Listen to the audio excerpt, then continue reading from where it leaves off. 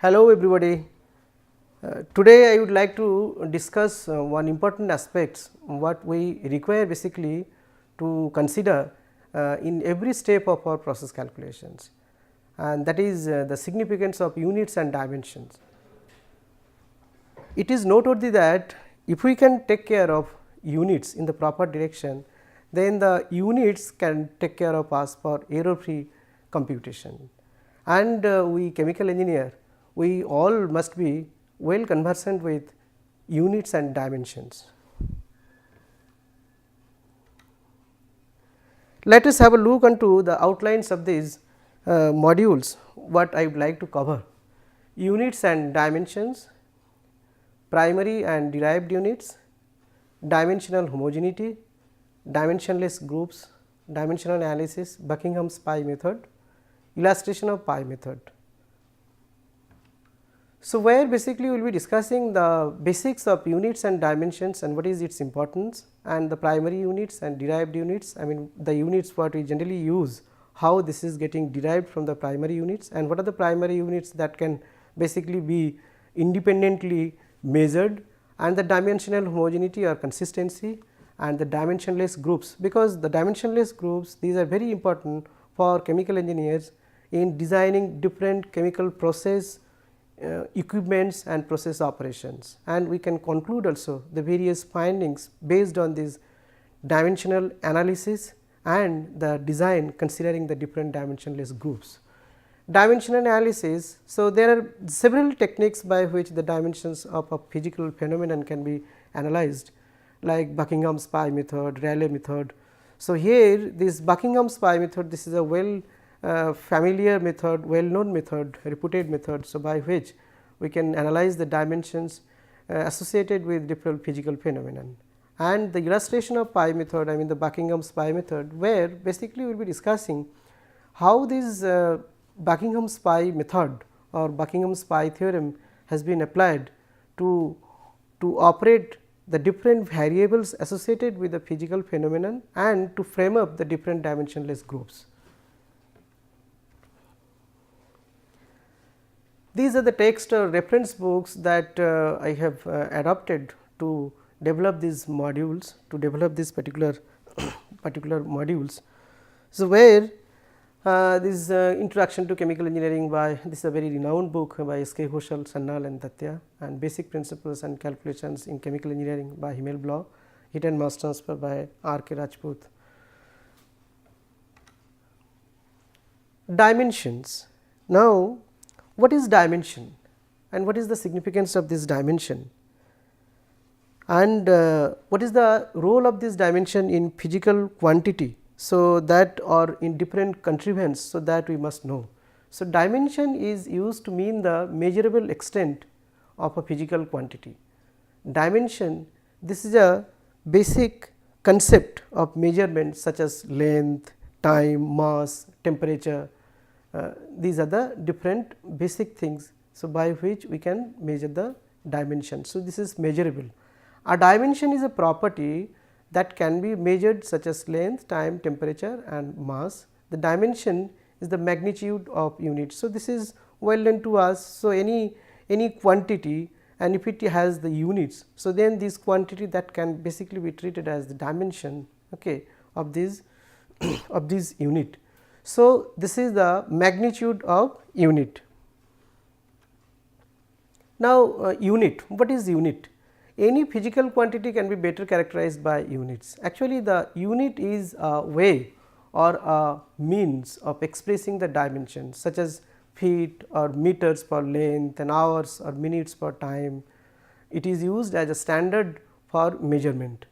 So, let us have a look onto this figure. So, where you see these dimensions for a cube, this 10 centimeter, 10 centimeter and 10 centimeter, that means this length, I mean the height, width and breadth. So, where this 10 centimeter, so this centimeter, this is basically the unit of this cube of different sides. Now, as a chemical engineer, if we can say, if we can consider this heat transfer, suppose the transfer of heat through a conduit. So, in that case, so this conduit, what is the length of this conduit, what is the diameter of this conduit through the heat is flowing. So, this unit, I mean unit of this conduit. So, that is very important for a chemical engineer to keep in mind, to keep in calculations. A unit is basic division of a measured quantity. Classification of units. So, these are the different classification of units. I mean, how can the different units can be classified into different categories. So, basically the two different category of units, these are base unit or primary units and derived units or secondary units. The base units or primary units, nothing but the units which can be measured directly, which can be measured independently, and these are sufficient to describe essential physical quantities.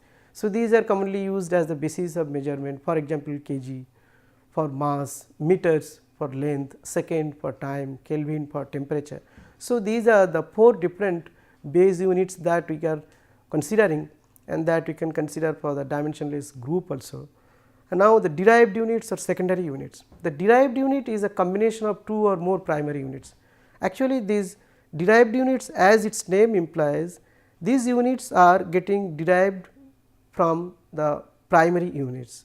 That means, one derived unit is based on the two or more primary units. For example, this force, this energy, volumetric flow rate. So, where these units that we can get based on the different base units or primary units. Base units. So, here the different base units have been enumerated in the tables, where these base units, this mass, length, time and temperature. So, this mass, this is the variables where its units is kg, length for which the unit is m, I mean the meter, for time this is second, and for temperature this is Kelvin, and the dimensions is m, l, t and theta. So, these are the four fundamental dimensions that we will be considering for predicting the dimensionless groups, but subject to the physical phenomenon, I mean the subject to the nature of the physical phenomenon. Sometimes we need to consider three different fundamental dimensions, that is m, l, t, that means the mass, length and temperature. So, for example, we can say the fluid phenomena or fluid transfer phenomena. So, this fluid transfer phenomena necessarily involves this mass, length and time. These are the three fundamental dimensions, whereas this mass, length, temperature and time, these are the four dimensions that we necessarily do consider for operating the different variables associated with heat transfer phenomena, like conductive heat transfer, convective heat transfer, radiative heat transfer, where this mass, length, time, these are the basic dimensions that we need to consider. Apart from this temperature is also necessary to be considered, because heat transfer necessarily involves this temperature and the liberation of heat or the absorption of heat. So, where this temperature is to be considered as one of the important dimensions along with these three, mass, length and temperature, time. Derived units. So, these are the derived units, some derived units that have been enumerated here in the tables, just to understand. So, what are the derived units and how these units are categorized as the derived units and how these are derived based on the primary units. So, where these examples, for example, the volumetric flow rate. So, how this volumetric flow rate, so that we are getting here this area, volume, volumetric flow rate, velocity, angular velocity, force, pressure. So, these are the different derived units that we can get based on the primary units. So, for example, volumetric flow rate, we know this volumetric flow rate, its unit is meter cube per second or dimensions L cube per T, and this volumetric flow rate it can be determined by two different ways. One is volumetric flow rate, that is equal to this average velocity of the fluid flowing through a conduit multiplied by the cross sectional area. So, here this average velocity, this meter per second, and the area, the meter square. So, if we can multiply it, so then we will be getting this meter cube per second or L cube per T. Again this volumetric flow rate that we can get by this concept, this volume per unit time. So, here also we will be getting this meter cube per T, I mean the meter cube per second, or dimension will be L cube per T. So, now this volumetric flow rate we will be getting it from the primary units.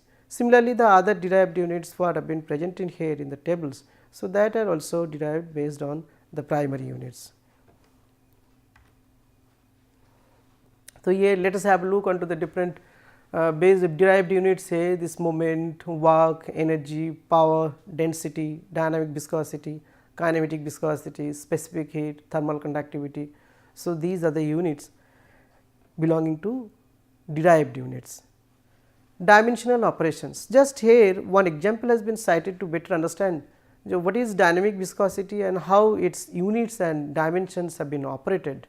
So, where this dynamic viscosity, that is generally symbolized as mu, and here this mu is equal to tau by del u del y, and we know this mu, the dynamic viscosity, this is defined from the knowledge of Newton's law of viscosity, and we know that Newton's law of viscosity is nothing but the shear stress is directly proportional to the rate of shear, or the shear stress is directly proportional to the velocity gradient. So, here if we can consider this concept, or if you can consider this law, Newton's law of viscosity, so then we can very comfortably define this dynamic viscosity, and we can operate the units and dimensions of this dynamic viscosity. So, here this mu equals to tau by del u by del y, and here this you see, just we can see that how this is getting operated and how finally we are getting this unit and dimensions of the dynamic viscosity. So, this shear stress, this is nothing but the force per area, and here this del u by del y. So, where L by T, the u basically the average velocity, and y, and this is 1 by L, and force by area by 1 by T. So, here after simplifying we are getting here this mass into acceleration by area into time inverse. So, after operating these dimensions, finally we are getting this m by Lt and kg per meter second. So, it will be the units of this dynamic viscosity, and the dimensions will be m by Lt. Now, dimensional homogeneity or consistency, this is very important for operating the different dimensions or different variables what are associated with the representation of a physical phenomenon. So, where this homogeneity or consistency. So, as the term itself implies that this homogeneity means, or the consistency of operations or of consistency of dimensions in a particular equations, it necessarily means that in engineering all equations must be dimensionally homogeneous, that is every term in an equation must have the same dimension as well as unit. If we truly express a proper relation, I mean the equation which we are framing up, and if this equation is able to express truly the different variables associated with this physical process, so then this equation must be dimensionally homogeneity, I mean the dimensionally homogeneous and consistent. So, this equation, so the dimensional homogeneity or consistency of an equation means where the terms present at the left hand side and the right hand side of these equations, if we can operate the units or dimensions, so that will be basically identical considering these two different sides of this equation. So, where the different terms and each individual term which will be having the same dimensions or units, if we can consider the different terms present in the equation.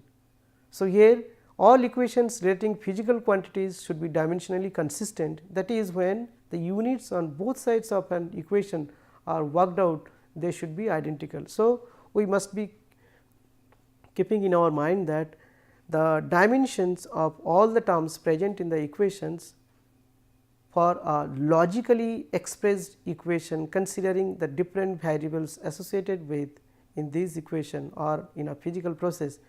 So, these equations where the every term will be having the same dimensions or unit, then this equation can only be termed as this is dimensionally homogeneous and consistent.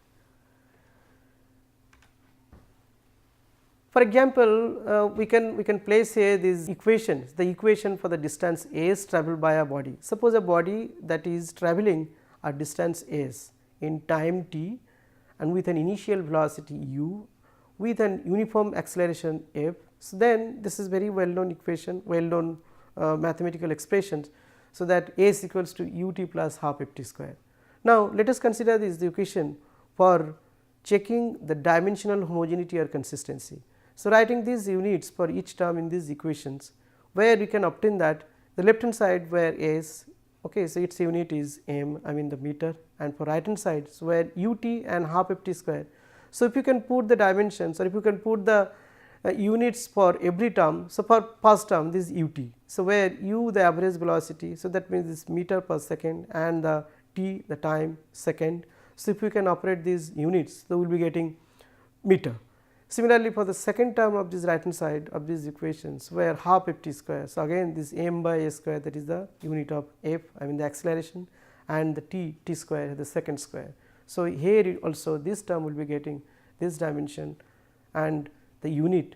So, this meter, that will be the dimensions of each term of this equation, and this meter, that will be the dimensions or sorry units for left hand side of these equations. So, units of all three terms in the equations are the same. Dimensionless numbers and their significance. So, let us have a list of the different dimensionless numbers and their significance. We chemical engineer, and in not only chemical engineering, in various engineering disciplines where the dimensionless numbers are very important to be considered for designing the different process equipments and process operations and the different processes what we generally encounter in different process industries. So, where this Reynolds number. So, this is a very familiar, very well known dimensionless number. This Reynolds number, this is equal to d rho u by mu, and what is its physical significance? This is very important, that this physical significance of this dimensionless number, where this inertia force by viscous force, and the Froude number, this is inertia force by gravity force. Similarly, the other dimensionless numbers that we can have in this list, Euler number, Weber number, Mach number, Prandtl number, Nusselt number. So, these are the different dimensionless numbers.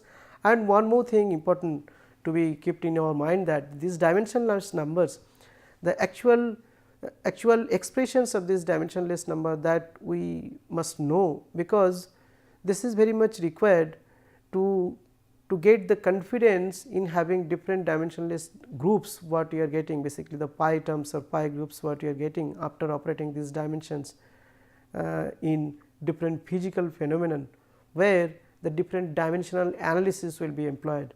So, if we can know the actual figure or actual expressions of this dimensionless number, so finally, when we will be getting these resulting equations and the dependence dimensionless number considering the other variables and the other dimensionless groups, where we can be confident that yes, this is the dimensionless number that we have got, and it has certain influence on the other dimensionless numbers, other dimensionless groups. So, the dimensionless numbers and its mathematical expressions and its physical significance, so that we engineer must know, and we should be well conversant with these different dimensionless numbers. Here this Grashof number, this is also a very important dimensionless number concerned with this heat transfer phenomena, Schmidt number, Sherwood number, Peclet number, Fanning's friction factor. So, this Fanning's friction factor, this is one of the very important parameter or this factor what we are considering in different fluid transfer phenomena, fluid flow phenomena, and by which you can get based on this chart to get the value of this Reynolds number, or based on this Reynolds number you can get this Fanning's friction factor. This power number, Grids number. So, these are very well known dimensionless groups or dimensionless number. So, that we need to consider in dimensional analysis for having the final expressions where the different dimensionless groups are involved, and we can conclude also based on these expressions which one is having certain influence on the other groups, and which group is basically an important role to play in this physical phenomenon, and where from we can conclude that yes, this is the dimensionless groups, it has certain influences on this particular physical phenomenon. Dimensional analysis. So, dimensional analysis, this is very important topic, very important aspects that we engineer must know in different engineering disciplines. These problems, many problems that we can solve analytically, we can solve it by graphically, we can solve it by the experimentations. Again, there are many problems cannot be solved analytically, because this analysis it requires huge time, because this analysis it requires a huge experimentation and it needs a series of experimental data, and to obtain these series of experimental data always we need to go for a prolonged experimental study, and this experimental study obviously this is taking time. I mean, this is time consuming.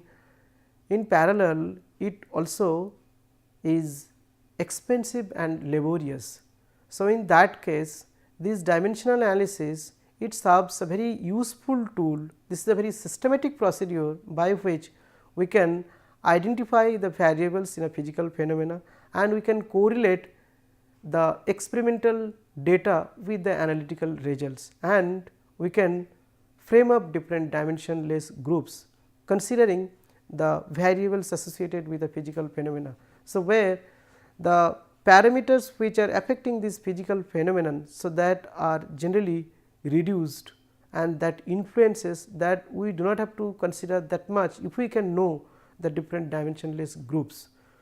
So, here it reduces the total number of variables affecting the time, it represents the equation by a less number of dimensionless groups. Just for example, I can say, let us consider a heat transfer phenomena.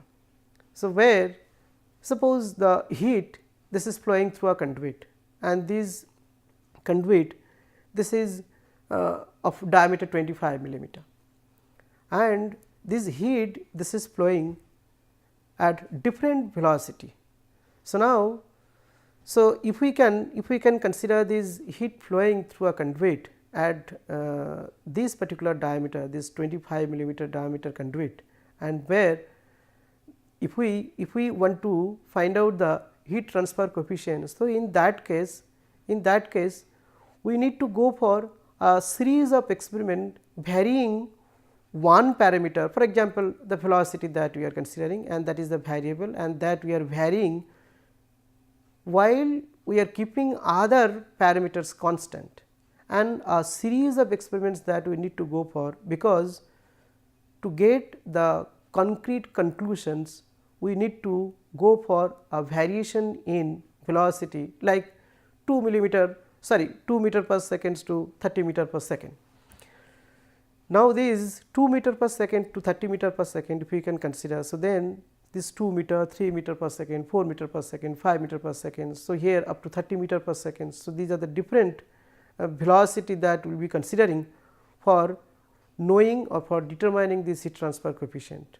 Now, if we are interested to determine the heat transfer coefficient for this specific diameter for different velocities, so definitely we need to go for choosing the other ranges of this velocity through which this heat is flowing. So, in that case we need to go for conducting a series of experiment again, but in contrary if we can consider this dimensional analysis, where you see this particular phenomenon what you are considering, this flowing of heat through a conduit, where this diameter, then this velocity, then viscosity, then density. So, these are the parameters definitely where from we can get this dimensionless groups Reynolds number, and if we can frame up the dimensionless groups considering the different parameters or variables involved in this process. So, we will be getting the dimensionless groups, and Reynolds number will be the one of the dimensionless groups, and where from these dimensionless groups we can say what is the influence of these dimensionless groups on other, I mean the dependence of one dimensionless groups on other, and this parameter for heat transfer coefficient if we want to know.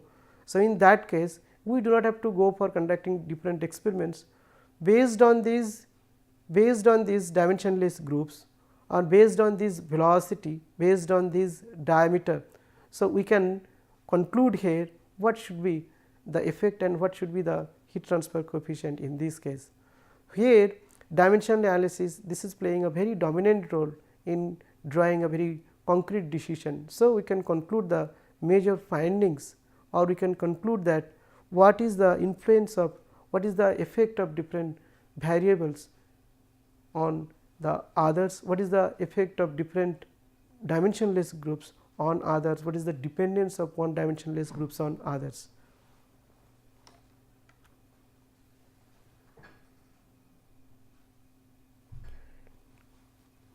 Dimensional analysis, it is a method of dimensions, it is a mathematical techniques used in the research work, and it deals with the dimensions of the physical quantities involved in the phenomenon, and it helps to find out the dimensionless groups or pi terms involved in this.